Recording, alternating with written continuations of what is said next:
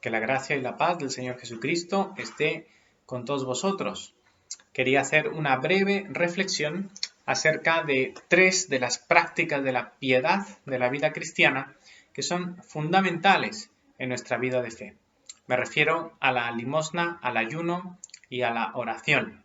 Vamos a pedir al Señor que nos dirija y podamos ver tanto en Jesucristo mismo, en su vida, en la vida de los apóstoles y también en la doctrina misma del Señor Jesucristo y de los apóstoles, la importancia que tienen estos tres aspectos en nuestra vida espiritual. Y lo haremos meditando en un breve pasaje que es la palabra misma de nuestro Señor Jesucristo. Bendito Señor, te pedimos que tú ilumines nuestro entendimiento para que tu palabra sea viva en nosotros. Te lo pedimos por amor de tu Hijo Jesucristo y por la operación de tu Santo Espíritu. Amén. Estamos en el Evangelio de San Mateo, en el capítulo 6, y empieza de esta manera. Esto está dentro de todo el Sermón del Monte de nuestro Señor Jesucristo. Y dice: guardaos de hacer vuestra justicia delante de los hombres, para no ser vistos de ellos. De otra manera no tendréis recompensa de vuestro Padre que está en los cielos. Cuando pues des limosna, no hagas tocar trompeta delante de ti como hacen los hipócritas en las sinagogas y en las calles, para ser alabados por los hombres. De cierto os digo que ya tienen su recompensa. Mas cuando tú des limosna, no sepa tu izquierda lo que hace tu derecha, para que sea tu limosna en secreto, y tu Padre que ve en lo secreto te recompensará en público. En esta sección de San Mateo, en medio de todo el discurso del monte, del Sermón del Monte, el Señor Jesús hace alusión a las tres prácticas típicas de la piedad judía y que luego se trasladan también, por supuesto, por herencia a las tres prácticas centrales de la piedad cristiana. Estas son prácticas o ejercicios de la piedad personal delante de Dios. Y esto era, en todos los judíos era una norma. Vemos al mismo Daniel, por ejemplo, y a todos los santos piadosos del Antiguo Testamento practicar la limosna, la oración y el ayuno de una forma asidua. Y este ejercicio espiritual es fundamental para nosotros. Aquí, en primer término, el Señor nos habla acerca de la limosna. La palabra elemosune en griego básicamente se refiere a misericordia. Esa palabra significa en sí misericordia y se refiere a las obras de misericordia, al servicio al prójimo, al necesitado. Que en los tiempos de Jesús y casi en mucho de la historia de la Iglesia se ha reducido o ha significado básicamente la ayuda económica, ¿no? La limosna es dar limosna, ¿no? Es dar, digamos, el sustento al pobre. Pero en realidad esta palabra, como digo, es más profunda. Es una palabra que no solamente se refiere a proveer económicamente dinero al pobre, ¿no? Al que está en miseria, sino que en realidad se refiere a todas las obras de misericordia, de la caridad cristiana, ¿eh? Y esto puede ser, por supuesto, proveer económicamente al que está en necesidad, lo cual es parte de este mandamiento y de este llamado de dar limosna, bien, pero también esto se refiere a dar, por ejemplo, nuestro tiempo a aquel que necesita de nuestro tiempo. Hay personas que necesitan que invirtamos tiempo con ellos, para enseñarles, para instruirles, para ayudarles prácticamente en algo, es decir, el dedicar tiempo en acompañar al que está solo, por ejemplo, al enfermo, en visitar a los enfermos, todo esto se puede entender también como elemosune, como obras de misericordia y como limosna, ¿no? Así que proveer al necesitado, no solamente en lo económico, también en lo afectivo, en lo espiritual, en el acompañamiento espiritual.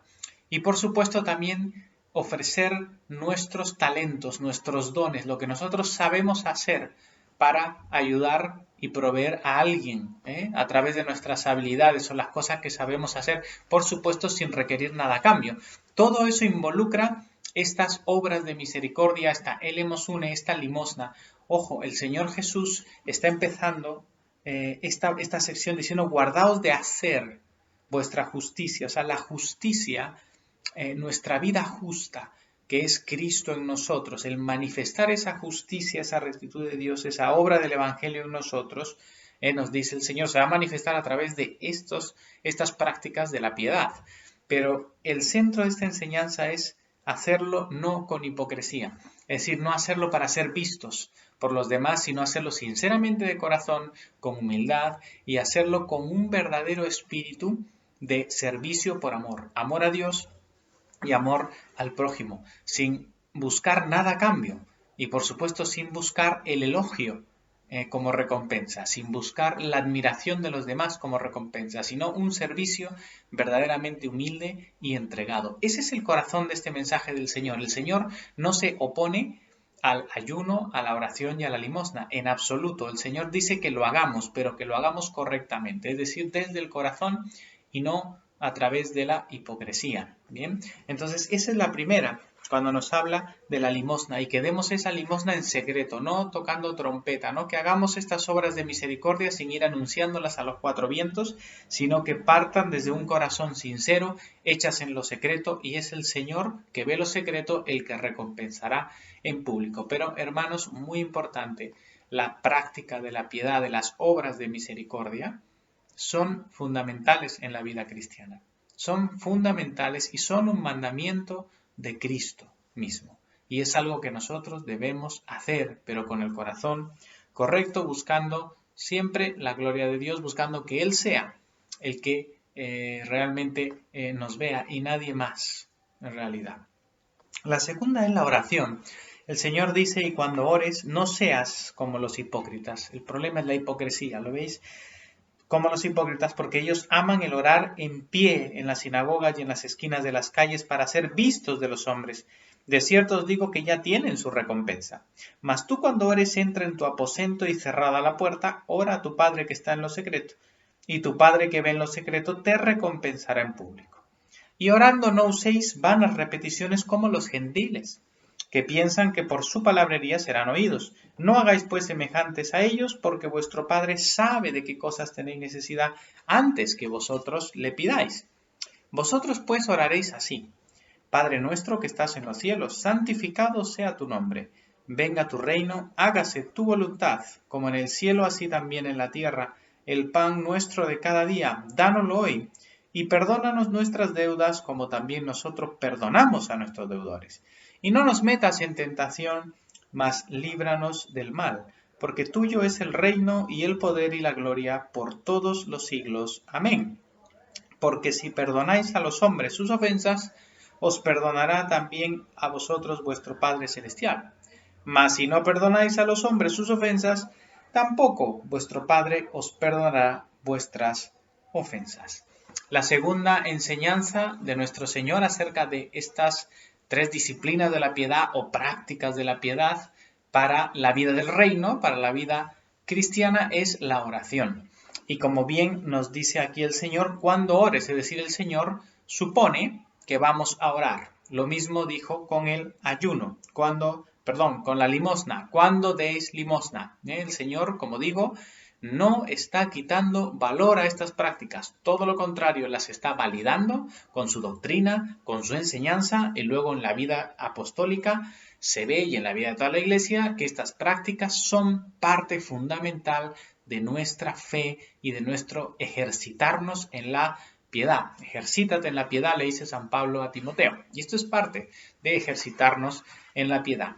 La vida de la oración, tan importante, clave, no orar con hipocresía. Es decir, no orar para ser vistos, como dice aquí, de pie, en las sinagogas y en las calles, para que toda la gente diga qué bien ora esta persona, este hermano, qué espiritual. No. Eso no le agrada al Señor. Y por supuesto aquí se está refiriendo a la oración personal. No se está refiriendo a la oración congregacional, litúrgica, o a la oración familiar, en la cual evidentemente oramos delante de los demás. Se está refiriendo especialmente a la oración privada. Muchos judíos hacían su oración privada delante de los demás para que vean su profunda piedad, entre comillas, ¿no? Nos está diciendo el Señor que esto no debe ocurrir. Nuestra oración íntima debe ser íntima. Por eso que los cristianos necesitamos oración privada, oración delante del Señor a solas. Y ese es el momento en el cual nosotros nos humillamos delante de Dios, en el cual nosotros nos postramos delante del Señor con un corazón profundamente humilde, pero no lo hacemos delante de los demás, grandes exhibiciones. ¿Por qué? porque nosotros queremos orar en la intimidad a nuestro Padre Celestial. Luego, por supuesto, nuestra oración congregacional, nuestra oración familiar, son oraciones también devotas, profundas, pero nunca debemos hacerlas con un corazón de que los demás vean cómo oro, ¿verdad? Eso es absurdo y es hipócrita. Pero tristemente ha pasado en muchas ocasiones a lo largo de la historia del pueblo judío y luego, por supuesto, de la iglesia cristiana.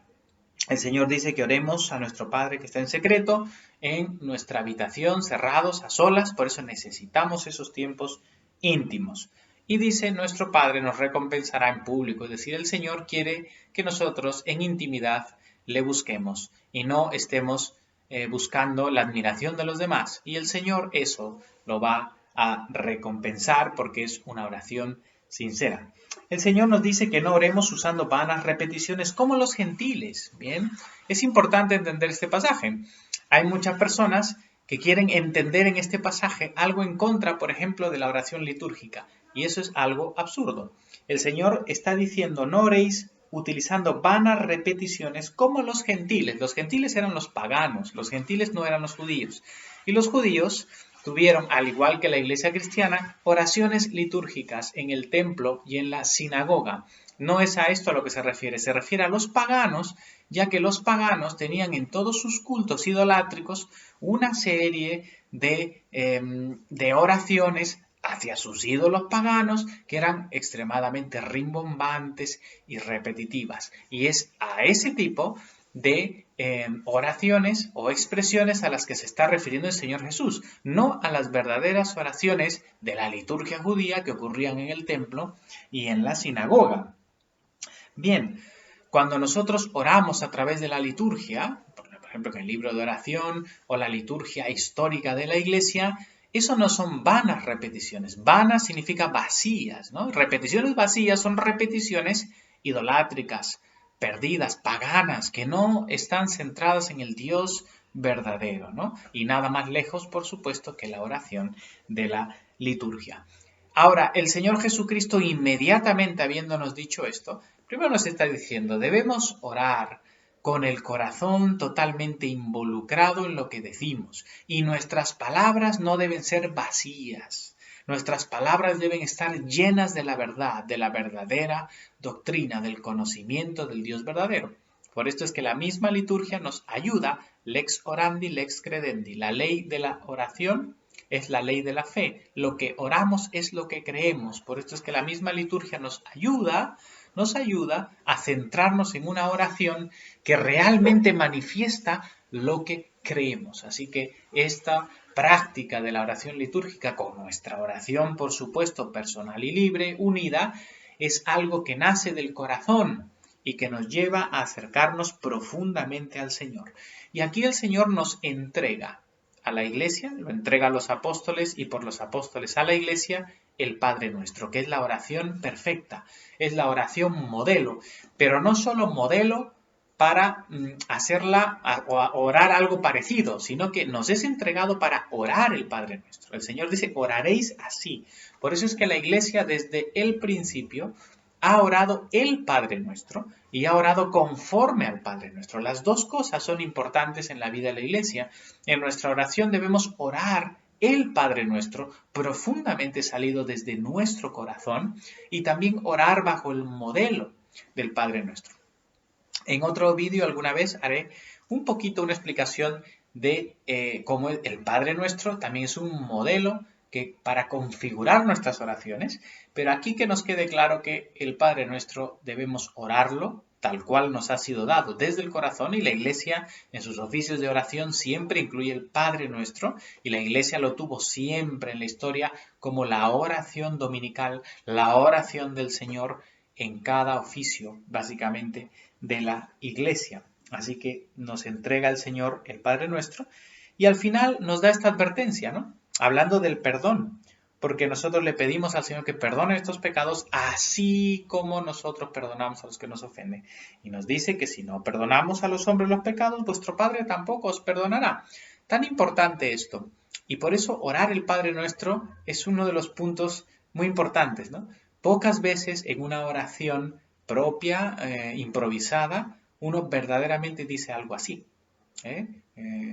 Perdóname como yo perdono. Pero el Padre Nuestro nos lleva a esto, nos lleva a hacerlo y a meditar en quiénes tenemos que perdonar y orando perdonar a los que nos han ofendido. Es tan importante que el Señor ponga esto en nuestros labios, en esta oración. Pero una vez más, el corazón de esto es hacerlo desde el corazón y no con hipocresía. Limosna y oración desde el corazón, no por hipocresía, no para ser vistos, sino que nazcan de un corazón que de verdad quiere agradar a Dios. Tercer aspecto de la piedad cristiana. Cuando ayunéis, dice el Señor, no seáis austeros como los hipócritas, porque ellos demudan sus rostros para mostrar a los hombres que ayunan. De cierto os digo que ya tienen su recompensa. Pero tú, cuando ayunes, unge tu cabeza y lava tu rostro, para no mostrar a los hombres que ayunas, sino a tu Padre que está en secreto. Y tu Padre que ve en lo secreto te recompensará en público. Una vez más, el Señor Jesús, ¿qué nos dice aquí? Cuando ayunéis, es decir, el Señor una vez más da por sentado que los cristianos, que los miembros de la iglesia, que aquellos que somos parte del reino de los cielos, vamos a ayunar. Bien, entonces el ayuno es la tercera de estas prácticas de la piedad, tan importante para nuestra vida cristiana. El ayuno no es algo menor. Me da mucha pena cuando veo algunas tradiciones cristianas que han desechado prácticamente el ayuno. Y el ayuno es algo verdaderamente fundamental en nuestra vida cristiana. El ayuno tiene varios aspectos importantes y varios enfoques en la vida de la piedad. Si nosotros vemos las escrituras y también la historia de la iglesia, vemos claramente que el ayuno tiene varios fines. Hay un fin relacionado con el arrepentimiento, con la conversión, con la penitencia, ¿no? Por ejemplo, en las lecturas que hemos estado haciendo de Jonás, se ve claramente, ¿no? En Jonás, por ejemplo, Nínive es llamada completamente a un ayuno de arrepentimiento, de penitencia. ¿Para qué? Para buscar el perdón de Dios, para mostrar al Señor el arrepentimiento, ¿verdad? San Juan que dice, ¿no? De hacer frutos dignos de arrepentimiento. Pues justamente el ayuno es uno de esos frutos. Es una manifestación de la conversión, del arrepentimiento hacia Dios, ¿verdad? Y en el caso de Nínive, todo ese arrepentimiento que se ve en todo el Antiguo Testamento, la ceniza, el vestir de saco y el ayuno son señales de penitencia, de arrepentimiento delante del Señor, y el Señor oye estas cosas, ¿no? Entonces, el ayuno tiene ese sentido, por ejemplo, de conversión, un sentido penitencial en nuestra propia vida. Cuando hemos confesado al Señor nuestros pecados y estamos con un dolor en nuestro corazón por haber pecado, el ayuno es algo conveniente para nuestras almas. Otro sentido del ayuno también es, por supuesto, una búsqueda más profunda de la presencia de Dios, ¿no? Cuando pasamos desiertos, acordaos que el mismo Señor Jesucristo fue llevado por el Espíritu Santo al desierto 40 días. ¿Qué hizo en esos 40 días? Ayuno. El Señor estuvo ayunando en una comunión más profunda con el Señor. Es dejar el alimento físico para llenarnos del alimento espiritual, de la palabra, de la oración, de la búsqueda incesante de Dios. Entonces, ese sentido de búsqueda profunda de Dios está íntimamente ligado también al ayuno, a la práctica del ayuno. Yo sacrifico la comida, el alimento físico, para llenarme del alimento y de la comunión que procede de Dios, o la comunión que tengo con Dios. Otro sentido también del ayuno, habiendo visto este sentido de conversión y este sentido también de una búsqueda profunda, es por supuesto el ayuno entendido como una verdadera herramienta para la lucha contra la carne, contra la concupiscencia, contra las pasiones de nuestra propia naturaleza caída. El ayuno es una herramienta que Dios nos ha dado para crecer y ejercitar el dominio propio. Es una herramienta para entrenarnos en la batalla contra nuestra propia carne. La lucha contra nuestras pasiones pecaminosas, contra la lujuria, contra el orgullo, contra la envidia, contra la ira, cualquier pasión de nuestra naturaleza caída va a ser eficazmente batallada mientras nos entrenamos más y más en el ayuno, porque allí estamos ejercitando el dominio propio, la templanza. Entonces, fijaos todos estos vértices que tiene el ayuno. Y finalmente, por supuesto, el ayuno es un sacrificio espiritual que yo ofrezco a Dios, porque cuesta ayunar, es difícil.